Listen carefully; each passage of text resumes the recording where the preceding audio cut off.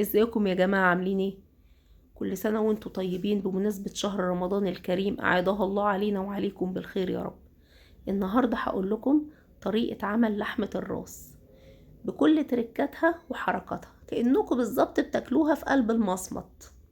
هنجيب لحمة الراس وهنقطعها وهنعملها شوربة بالظبط كأنكم بتعملوا شوربة لحمة.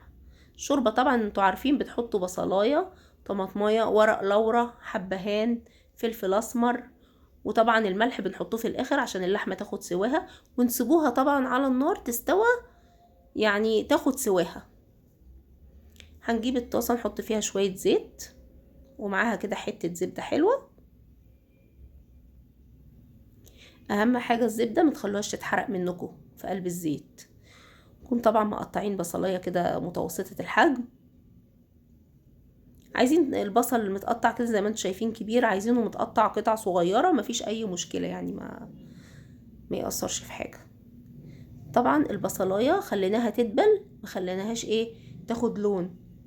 هننزل عليها بقى باللحمة، لحمة الراس اهو زي ما انتم شايفين احنا مقطعينها قطع صغيرة، اهي مستوية بسم الله ما شاء الله، وقطعناها قطع صغيرة. نديها بقى تقليبة حلوة كده مع البصلة، وننزلوا عليها بقى بالفلفل الالوان. عايزين طبعا تحطوا فلفل قرن فلفل حراق مفيش اي مشكلة، اللي هو بيحبها سبايسي مفيش اي مشكلة، يعني تبقى جميلة. ديها تقليبة على النار. نكون طبعا دقين فصين توم، ننزل عليها بفصين التوم، ومعاها طبعا البهارات بتاعتها، بهارات السبع حبوب، شطة حمراء، معلقة كزبرة ناشفة، ملح، فلفل اسود. نقلب بقى كله في بعضه على النار، ونسيب بقى يعني لحمة الراس كده هو تاخد لون، تتحمر كده مع البصلة والفلفل. هنجيب بقى نعمل جنب منها طبق سلطة بطاطس. هنجيب البطاطس اهوت زي ما انتم شايفين بنقطعها حلقات، بس مش حلقات رفيعة عشان خاطر ما تتهريش معانا في السلق بتاعها. تتسلق ونروح جايين هرسين البطاطس. هنجيب بقى طاسة كده نحط فيها شوية زيت،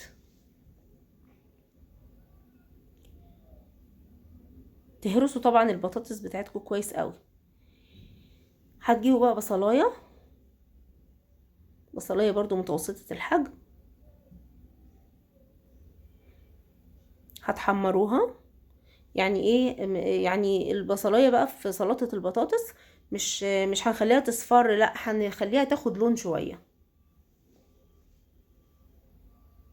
اهو. اهي خدت اهيت لون اهي. هننزله بقى في الاخر يعني حتة زبدة كده صغيرة. طبعا احنا حطينا الزبدة في الاخر علشان خاطر ما تتحرقش مننا، بتبقى طبعا الزبدة لما تتحرق بتبقى ضارة اهوت. ما شاء الله البصلة خدت لون جميل اهو. هننزل بقى على البصلة بالبطاطس المهروسة اهو. هرسيناهم نعملها. سلطة البطاطس ديت من الاكلات البسيطة ولذيذة جدا يعني. وفص توم كده هوت مهروس، حطينا عليها فص توم مهروس وطماطمية متقطعة مكعبات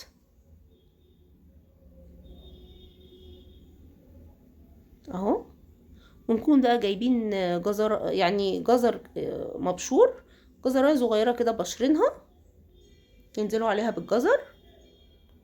ومعاها طبعا البهارات بتاعتها، كزبرة ناشفة، كمون، شطة حمراء، فلفل اسود، والملح طبعا انتوا بتظبطوا الملح على حسب ما انتوا عايزين.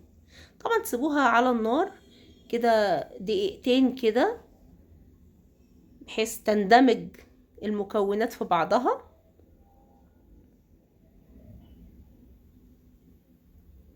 اهيت زي ما انتوا شايفين.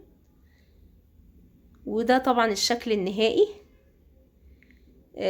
طبعا أكلة لذيذة جدا وجميلة وقيمتها الغذائية عالية.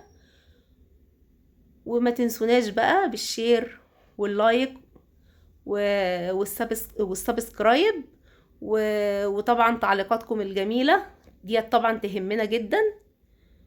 وكل سنة وانتم طيبين كده يا رب، وربنا ينصر اخواتنا كده في فلسطين، وبألف هنا وشفا. سلام عليكم.